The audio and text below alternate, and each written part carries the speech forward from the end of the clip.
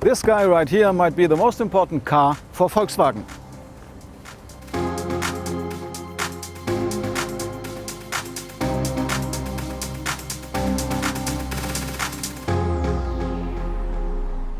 You see, when Volkswagen started to build the Beetle in 1938 and later on the Golf in 1974, it brought mobility to the masses, and at the same time Volkswagen became one of the largest manufacturers of combustion engine cars in the world.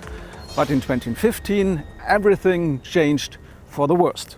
We have totally screwed up. Volkswagen plunges, facing criminal charges for cheating on emission standards. By manipulating software to make its diesel cars appear cleaner than they are. The diesel scandal plunged Volkswagen into the biggest crisis of the company's history, and its aftermath is affecting the company up to now. As a result, the former combustion engine giant had to change and decided to fully commit to all-electric mobility. Which brings us back to this guy. Just like the Beetle and the Golf, it wants to bring mobility to the masses, but this time all-electric.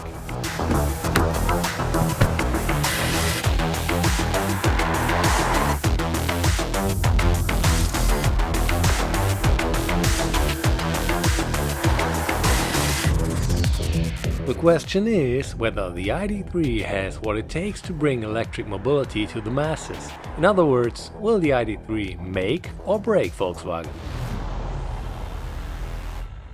If you want to be successful with e-mobility, just like Volkswagen does, you have to build cars for the masses, which means you don't look on individuals or special EV fans. And this is what happens in the id3. When you come from a combustion engine car and take a seat, you feel at home instantly, because everything is there where you're used to it. Here's the speedometer, here's the gear selector, and D is for drive, R is for reverse, and B is for recuperation, which means you can win energy back if you step off the gas pedal. And there's a kind of one-pedal driving possible.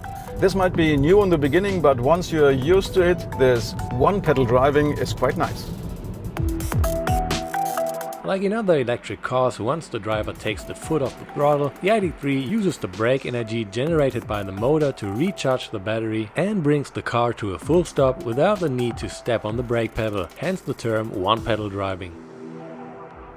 The steering feel of the id3 is quite smooth and gives a good feedback, but it's not sporty at all. This is no problem because the id3 is no sports car or hot hatchback, and the maximum speed is limited to 160 km per hour. If you want to have a sportier car, you can change the mode into sport mode, and then the steering feels a little bit stiffer, but the whole car is no sports car anyway. Sport mode or not, with an electric car like the id3, you have maximum torque from the start, and this is why you would win any drag race. And the id3 accelerates from 0 to 60 in only 3.4 seconds.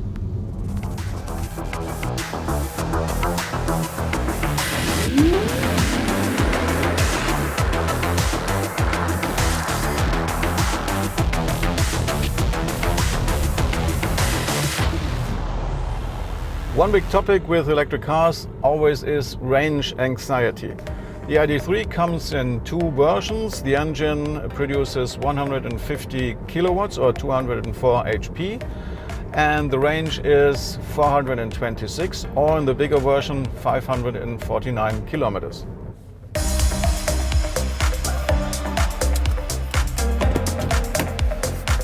Now what's nice about each version is that each id3 is equipped with AC, DC and fast charging capabilities.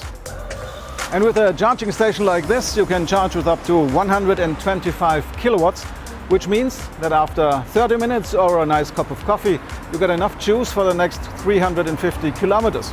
If you want to charge at home, you can use a wall box with up to 11 kilowatts, and this means empty to full takes about 6 hours. Together with Ionity and other automobile manufacturers, Volkswagen is participating in the establishment of a fast-charging network on European motorways. 400 locations are planned, 260 of which are already in operation, and a further 45 are currently under construction. Volkswagen also plans to install 35,000 charging points in Europe itself by 2025. Many of these are to be publicly accessible.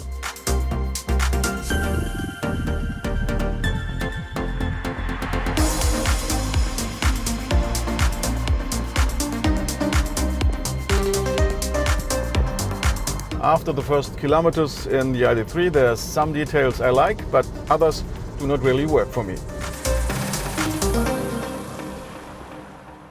Number one, the silence. While driving in this car, you can hear it. It's really silent.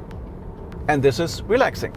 Number two, the design. To me it looks quite good, and thank God it's not another electric SUV. The front is completely closed off because an electric car does not need so much air intake, and together with the LED matrix lights, the front looks quite friendly. And at the back, the tailgate is always black, no matter which color the car has, and this makes the car look much smaller than it really is. Number three, the space. From the outside, an id3 looks quite small, like a Volkswagen Golf, but an electric engine is much smaller than a combustion engine, and this is why here is so much space inside. It's comparable to the VW Passat. Number four, the quality. While the interior looks quite good, some materials don't feel like high quality, especially the hard plastic parts. For such an important car, they should have used nicer materials. Number five, the handling. Being a modern electrical car, inside the id3 you hardly can find any buttons or knobs. Everything is touch controlled, and even the steering wheel is touch sensitive. This is too much for me because I like some real buttons or knobs. Maybe I'm old-fashioned, but maybe some clients are too. But if you don't like touch controls, you can use your voice. Hello ID. Pardon? I'm warm. Sure, it will get cooler at the front left shortly. And the last one, number six, software. Software is a real big thing in modern cars. There's millions of source code lines. Here's a small example. And this is a real big thing because it's very easy for the clients. Updates can be made via the air so that you don't have to go to the dealer anymore. And in our test drive, every function was working flawlessly. Still, there are two functions not working. First, the augmented reality head-up display, which I would have loved to see, and wireless app connect.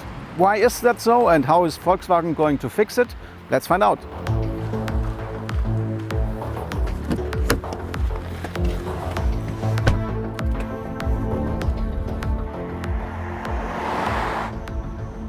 Ja, also es ist richtig, dass wir noch an einigen Dingen arbeiten. Yes, it is true that we are still working on some things and optimizing them for the customer so that he gets the full experience. For example, the remote area of the augmented reality head-up display will simply be flashed at the dealer.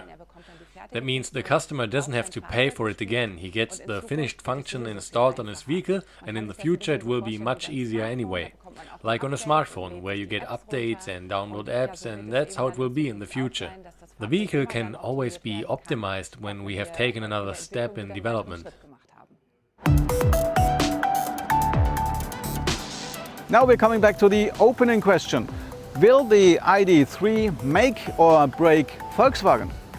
Well, my answer after the first test drive is I'm quite sure that this car is going to electrify the masses, be it the looks, the design, the performance, or the ease of use. And I'm also quite sure Volkswagen will manage to fix the software problems quite soon. Plus, knowing about the evolution of the Golf and the Beetle throughout the years, I'm quite excited to see what kind of future generations of the ID family Volkswagen has in store. Starting price for the id3 is just short of 35,600 euros.